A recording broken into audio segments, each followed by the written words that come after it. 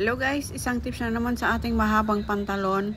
Ito ay pambahay ng aking anak guys, kaya masyadong mahaba sa kanya. Kaya pinutulan ko siya ng ganyan. Panoorin nyo guys, ayan Parehas yung magkabilaan, pinutulan ko na ng laylayan. Tapos gugupitin ko yung laylayan ng ganito. Magkabilaan guys. Tapos kukunin ko yung natirang ganyan, yung maliit yan. Tapos yan yung idudugtong ko ngayon. Idudugtong ko dyan at alam nyo guys, hindi siya mahahalata na ito ay naputulan guys. Parang original din siya guys. Unless lang kung siyempre titingnan mo yung ilalim. Yan, tinahi ko ng running paikot. Tapos ganyan guys, running stitch.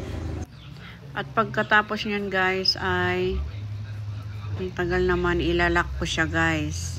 Mga nagsasabing masyadong matagal naman yung ano ko, di ba mas maganda pag ganun para maintindihan nyo ng maigi. Pag naman mabilis nyo, sasabihin nyo kasi ang bilis-bilis. Tapos naman ito, detalyado, may masasabi pa din. So, ewan ko na lang. Ganyan guys, Tinahi ko naman yung sa ibabaw ng ganyan. Hanggang paikot din siya. Bali, 2 tahi. Para siguradong matibay siya guys.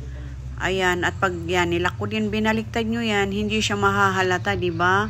Tingnan nyo guys, ang ganda nung kinalabasan niya. Yan, diba? So, thank you guys for watching.